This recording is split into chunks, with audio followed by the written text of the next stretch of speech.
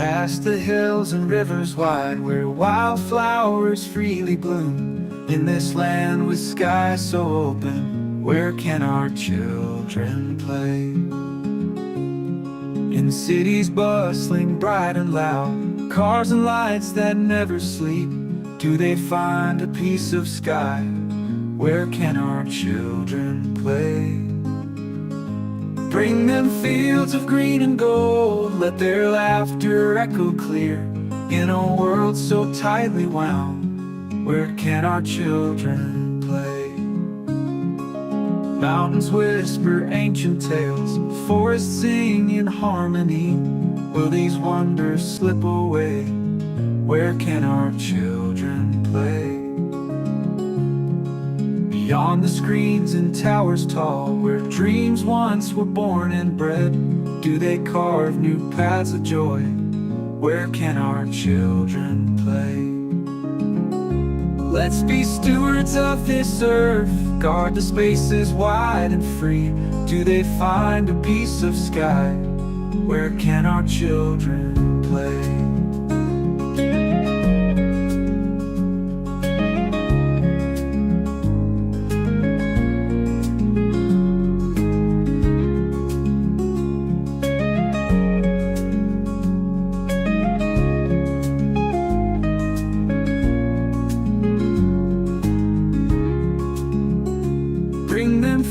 Of green and gold, let their laughter echo clear. In a world so tightly wound, where can our children play? Bring them fields of green and gold, let their laughter echo clear. In a world so tightly wound, where can our children play?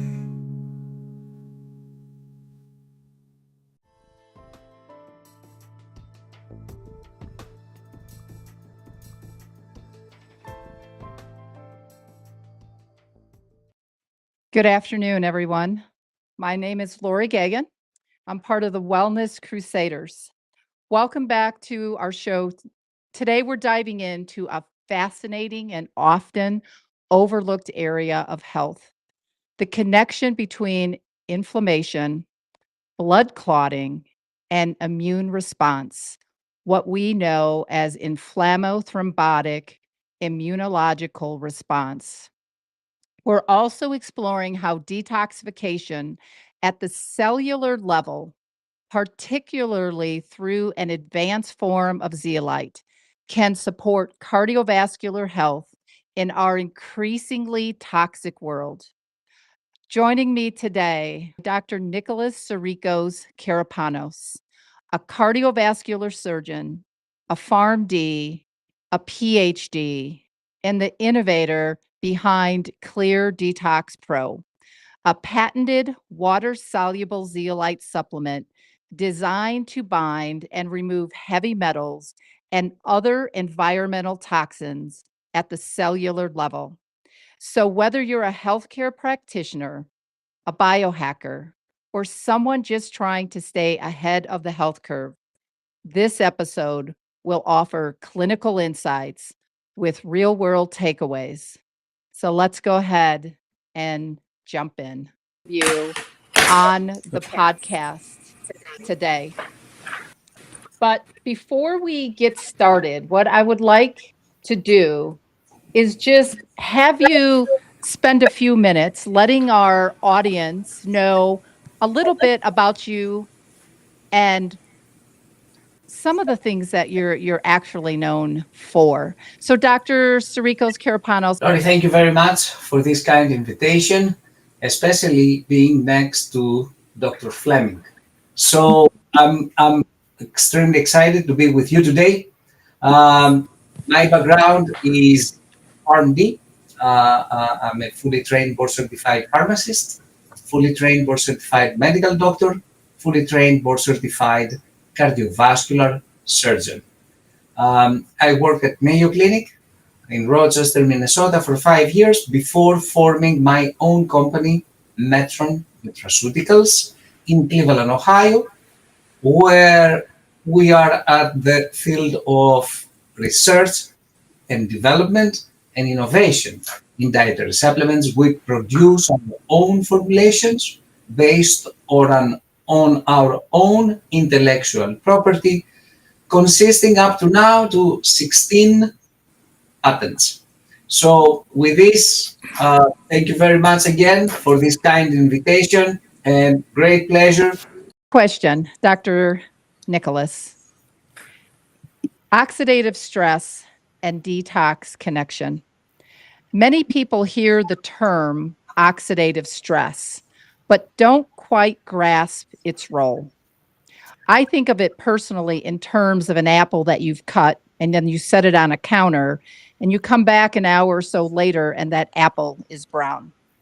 Can you help our listeners understand how oxidative stress triggers the inflammothrombotic immunological response in cardiovascular health? With pleasure, Laurie. First of all, you are right. It is like the apple that is exposed to oxygen, and then we have problems there. So let's start very simply. Oxidative stress is the stress that we have in a tissue or an organ because of oxidation. And this is something that happens every single day. We cannot stop it. Let me go back to what very wisely Dr. Fleming said. Everything is a matter of balance. Balance. Everything has to have metron. That's why we called our company metron. Metron is the concept of the internal balance of a system. We were designed to have balance as human beings. We call it homeostasis. That means that whenever we have a problem, our body has the systems in order to fight against this problem.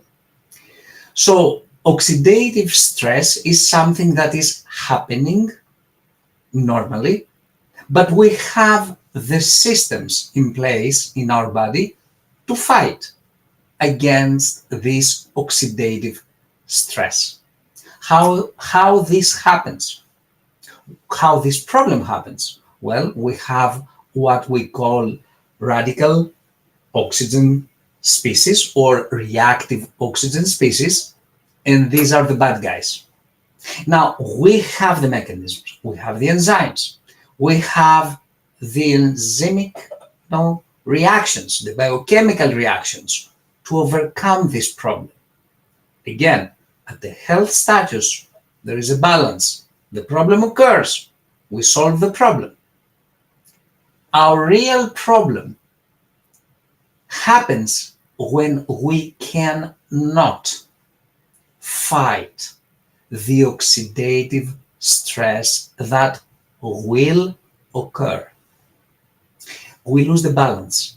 So then the internal balance of our system is damaged. We can define this as disease or as expression of symptoms that are categorized as diseases. Now, why oxidative stress is so important? Well, it is so important because it applies to every single tissue of our body. This is not something for the central nervous system, or just the cardiovascular system, or just the gastrointestinal system. This applies to every single system of our body, every single organ of our body. Now, there are natural substances that we are using, we take them from our food, to fight against this stress that is caused by oxidation, the oxidative stress. Antioxidants. Many food substances are natural antioxidants, and we can use them to fight back. This is for the healthy metabolism. So our metabolism works, we are able to fight this back, homeostasis works, we keep balance, we are okay. Let's see what can happen so then we have problems. Well, there are many reasons for this.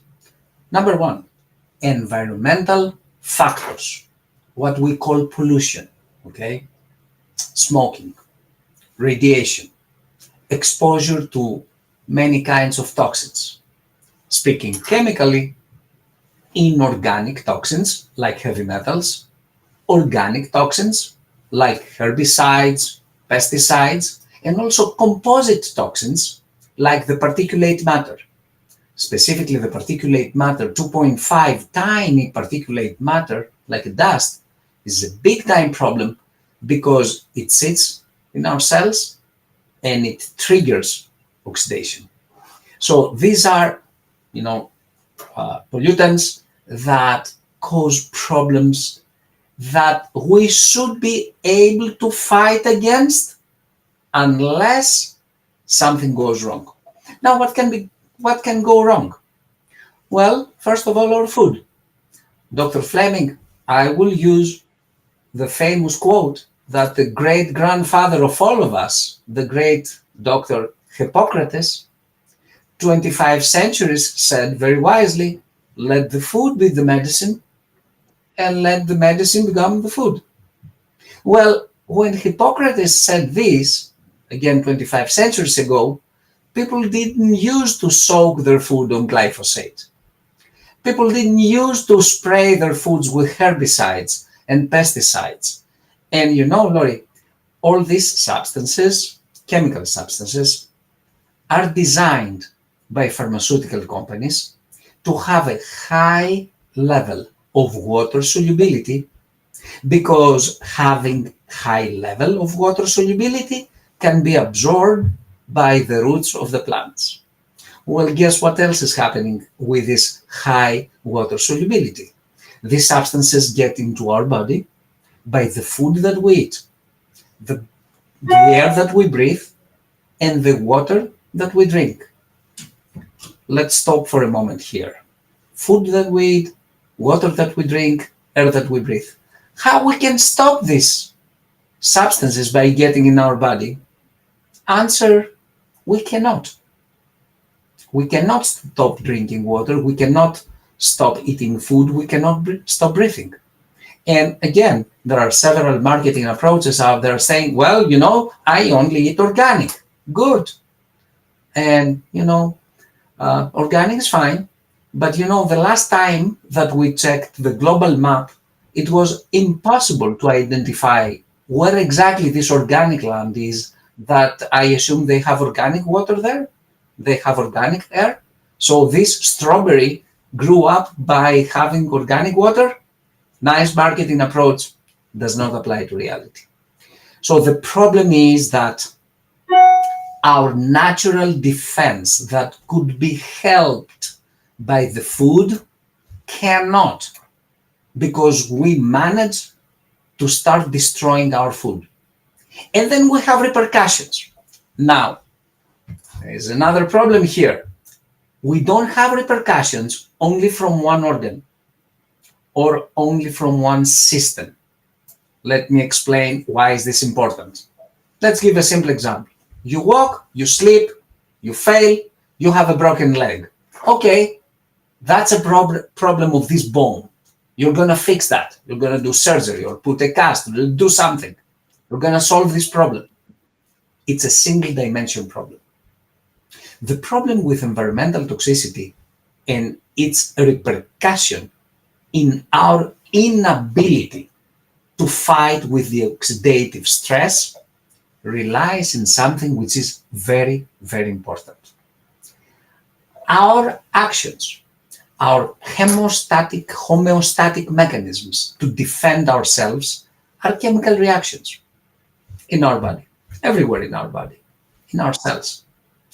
The problem is that heavy metals and other environmental toxins, organic and inorganic molecules, are a factor or a cofactor, certainly a common denominator for many wellness problems and many health problems, because heavy metals and environmental toxins interfere with many biochemical pathways in our body, and they influence these biochemical pathways.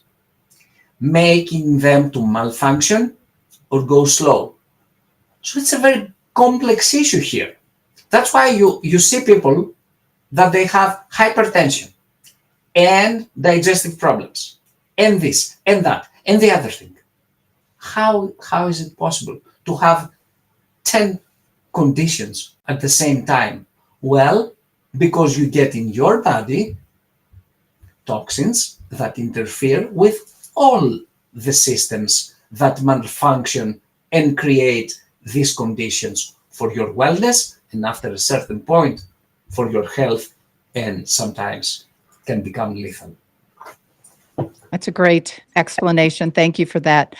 Dr. Tsirikos, and I'm so used to calling you Dr. Nikolas. That's fine. Dr. Tsirikos, your innovative work in coronary artery flow at Mayo Clinic resulted in 2 prestigious awards, the Grillo Award and the Robert Emery Award. Can you tell our listeners about the inspiration behind this work? Oh, thank you, Laurie. Well, my work is based is a quantitative coronary artery flow analysis model, and my work was based partially on the work of Dr. Fleming, who developed, who is the first one who expressed the need to have something more functional in the coronary flow. Before Dr. Fleming's work in the world of cardiac surgery, we had the coronary angiography, which is the one that you inject the dye in the coronary arteries and you have the moving shadows. And then it was insufficient sometimes to evaluate appropriately the patient and see how many bypass grafts we need to have in this bypass operation. And then Dr. Fleming is coming and saying, no, we need something that will allow us to see the functionality. So he introduced the fractional flow reserve. Is not what you see in a moving shadow of the coronary angiography, but by applying the fractional flow reserve, as introduced by Dr. Fleming, we could say, yes, we have a problem here, or we don't have a problem here. And again, this happened when I was in my early years, late years of medical school and immediately before my residency. And then I said, okay, all right, so what exactly, how can we exactly find what is the normal coronary flow? We're in the operating room, okay, we perform a bypass operation, we have the technology to measure the flow of the graft, and we say that will be the left internal mammary artery to the LED, and we have 40 ml of flow. Okay, what does that mean? First, we have flow. Okay, all right, our anastomosis is good. Second, we have 40 ml, not minus 40. That means we have flow to the heart, not from the heart. Okay, that's good too. What the number 40 means? The question in my mind was like, what was the coronary flow in this coronary artery, in this human being, before he became a patient? And then I said, why don't I know this? What have I missed? Well, I've missed nothing, because the information is not in the physiology books, believe it or not. So then, Laurie, I would use something also from the automotive industry that I'm fan. Let's suppose that you have your car, new car, everything is fine. You drive the car, you press the gas pedal, the car does not accelerate. Oh no, we have a problem now. You get the car to the dealership. You say, look, I press the gas pedal, does not accelerate. The dealership is good and say, don't worry, we'll fix it. Here's the mechanic. Takes the keys and tells, don't worry, come in 2 hours, we're gonna be fine. Okay, you're happy now. And as you step out of the dealership, you turn and say, oh, by the way, what is the output of my engine in horsepower? How would you feel if the mechanic would say, oh, we don't know that? Believe it or not, that was exactly the case with the coronary artery flow before the innovative pioneering work of Dr. Fleming and before the work of many researchers all over the world, including the work that we did at Mayo Clinic. So this was the inspiration. And we did some good work. We showed for the first time that if you have ischemia, if you induce ischemia in one lung, then the coronary artery flow drops down. We proved that for the first time in the world. And actually, we connected this when we found the correlation between the coronary artery flow and the cytokine interleukin 6 and with cardiac troponin. This gives us the prestigious Grillo Award. Then, so we described two mechanisms at Mayo Clinic. We described the mechanism of how, and we explained how problems in the coronary arteries in the heart occur when we have ischemia outside of the heart. Okay? And the second mechanism we described is once you solve the problem of ischemia in the lung and you reestablish the flow of the blood to the lung, why coronary artery flow becomes worse initially. And we described the mechanism of the ischemia-induced reperfusion trauma. It was exciting. We were very happy that we could give some answers to some serious questions that surgeons face intraoperatively. The Robert Emery Award came after that because we were able to show for the first time that you can implant in the heart, in the left ventricular apex, you can implant on a beating heart an apical aortic valve to treat serious or severe aortic stenosis on a beating heart without compromising the coronary flow. This was a first. Unfortunately, we never thought to call, the Guinness Book of Record there to record that for the first time we measured 8 arterial flows. Nobody had done it before. We were the first that we did this at Mayo Clinic. Exciting times. I still feel, as Dr. Fleming said, I'm a little younger. I'm 58. But I think we share the same thing with Dr. Fleming. I think we both feel that we have just warmed the engine here. Oh, I love it. Oh my gosh. Both of you, it's just so amazing what the two of you have been able to do for science. So, Dr. Tsirikos, I often hear you talking about chronic inflammation and systemic inflammation. And it's when one passes over the cellular membrane. It's where it does the most harm to the immune system. Can you tell our listeners a little bit about that so that they can understand? I will. Permit me, Laurie. Well, it's I enjoy listening to Dr. Fleming. We could have this, for many hours running. Couple of comments. Genes. If your genes are that bad, that can be lethal to you, trust me, you will not blame your parents because you will die in utero or you will die a little later. So stop blaming genes. Genes are where they are, but there are other things that we can do, to upregulate, downregulate proteins that are made by these genes so we can do something. Comment 1, comment 2. Unfortunately, when ethics are outside of the room where science is produced or of the room of the science is broadcasted, the outcome is not science, is pseudoscience. And these people who do that are not real scientists. These people are scammers. Third, we are all together in this. If we learn something with this pandemic is that the health of our neighbor is very important, not only to our neighbor. The health of our neighbor is very important also to us.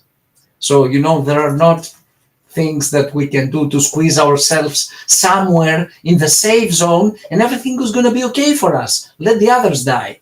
Yeah, this does not apply. Okay, with these comments, it's very important to understand that all the biochemical reactions are happening in our cells. Okay, And in our cells, we have the engine of the cells, which is the mitochondria. Laurie, mitochondria used to be independent organisms. And these organisms, at one point, could not survive. So, at this point, there was a synergy between other small organisms, single cell organisms, that they wanted more energy. And they said, why don't we cooperate? Laurie, we have our own DNA. Our mitochondria have their own DNA, the mitochondrial DNA. And when something goes wrong there, we have the mitochondrial diseases and so on. But the whole battle is with the cell. I said many years ago, when someone copied and started saying this, you can't be well if you don't fix the cell. Cannot. Or you can, put a band-aid in your wellness and health. Yeah, things are not going to be okay. And the whole battle is at the cellular level. And this is the reason that we created our formulations to be water soluble. And we designed them in such a way to be able to cross cellular membranes, to be absorbed in the gut, to have a systemic action. And not only our formulations, our detox formulations are acting at the cellular level, but they are acting at the subcellular level in the mitochondrium, where the whole battle, this is the battlefield for wellness. But it is extremely important to understand that you can put a makeup, you can make your hair. This is not fixing your cells. You need to be able to help the homeostatic mechanisms of your body to maintain homeostasis at the cellular level. One more comment. Laurie, let me simplify something that Dr. Fleming said. I think I explained what Dr. Fleming did with the fractional flow reserve.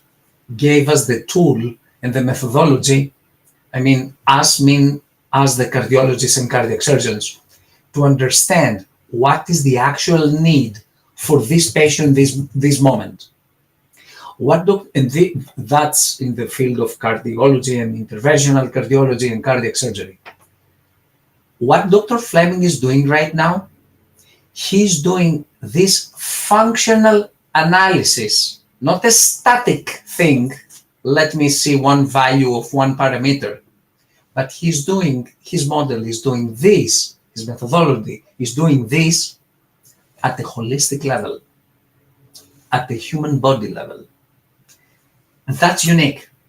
I hope that our colleagues, cardiologists, medical doctors, and practitioners in the whole spectrum of healthcare and wellness start thinking this way, because we have a holistic problem to solve.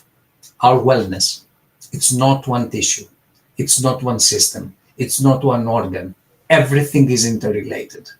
So that's where we are heading.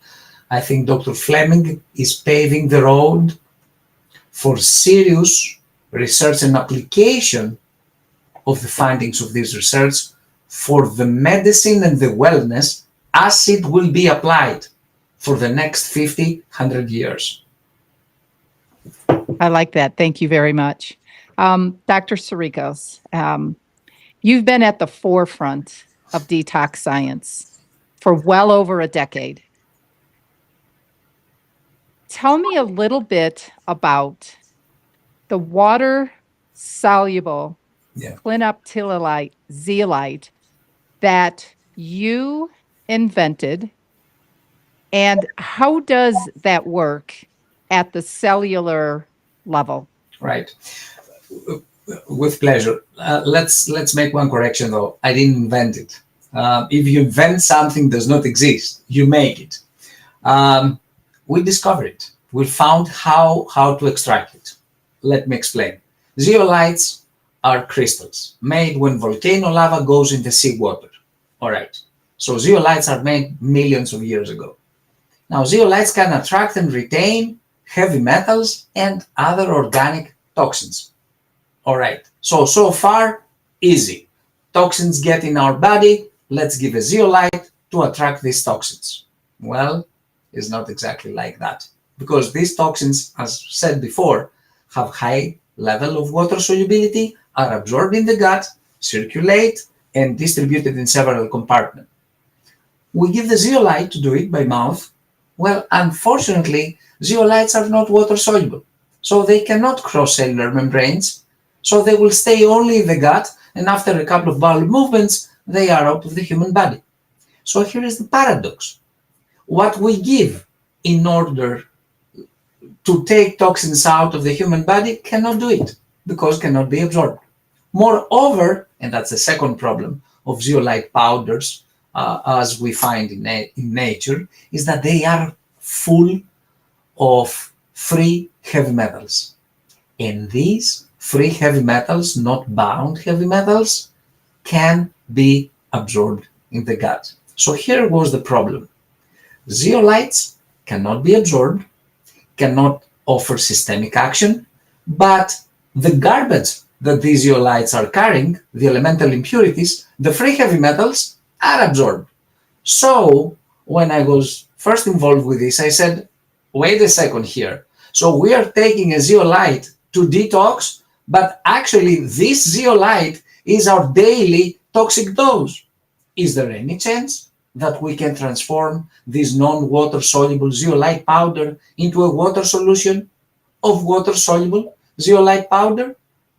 So I discovered nothing. I invented nothing, but I just applied, the appropriate methodology of hydrolysis to make the zeolite water soluble and to make it able to cross cellular membranes. So we didn't create something in a laboratory that does not exist.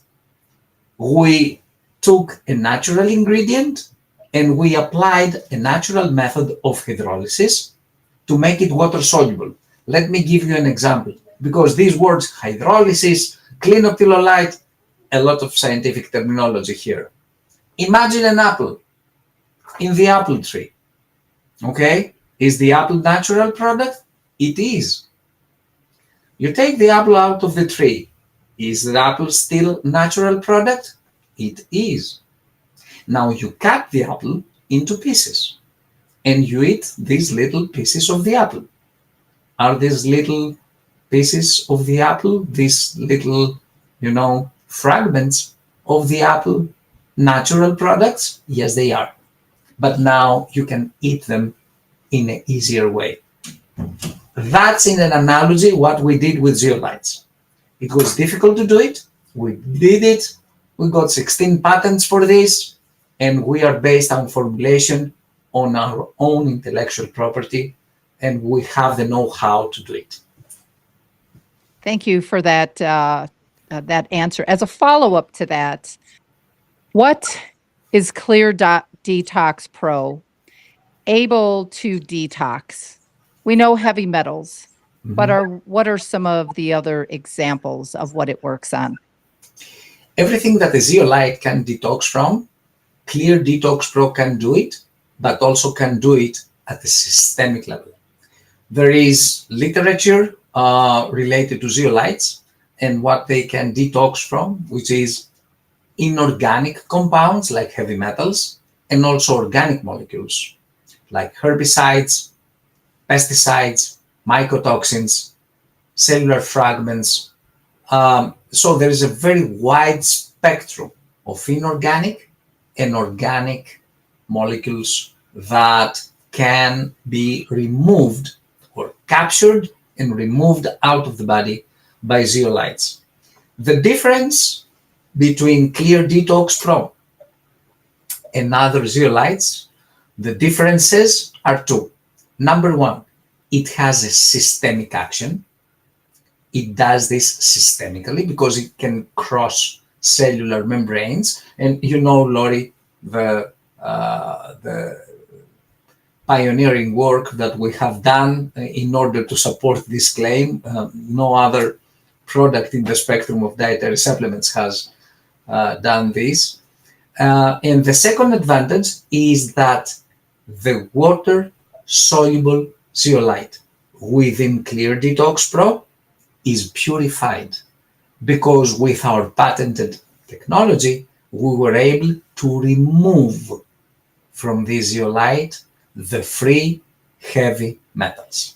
So Clear Detox Pro is a safe and effective systemic detoxifier. Wow, fascinating. Thank you for that. Dr. Tsirikos, any final comments? Only one. Dr. Fleming is spot on. We are at we. We are not at me or you or my little, place of safety. We need collectively to work in such a way to stop removing ethos from science, telling the truth, the whole truth, keep investigating, keep looking deep inside ourselves, and expressing our needs and our questions for the surrounding of us in such a way that it is productive not only for us, but for everybody. I think we are on the same page with Dr. Fleming, and I believe that there is a global movement, Laurie and Dr. Fleming, of classing Western medicine, science trained people like us. And if we start counting today, we have two medical doctors, we have a physicist, a pharmacist, a cardiologist, a nuclear cardiologist, a cardiac surgeon, two inventors, two PhD holders. Am I saying it right? So we have 11 people here, and an amazing organizer who makes this possible to go to people out there, which is you, Laurie. So what our audience is experiencing today, it has a collective, added value, I believe more than 100 years for this 1 hour and 24 minutes so far. So we are at we. And as Dr. Fleming said, in his 69 young and my 58 young, we have just warmed the engine, and we can assure, and I speak for both of us now, we can assure you that we are here to stay, and better days are ahead of us. I love that. I love that. So thank you both, Dr. Tsirikos-Karapanos, for this fascinating conversation. You've helped bridge the gap between clinical insight and practical everyday health strategies. I pray that God watches over both you and your families. And I'm very honored to have had this podcast today with you. So thank you and good night. Bring them fields of green and gold, let their laughter echo clear. In a world so tightly wound, where can our children play? Bring them fields of green and gold, let their laughter echo clear.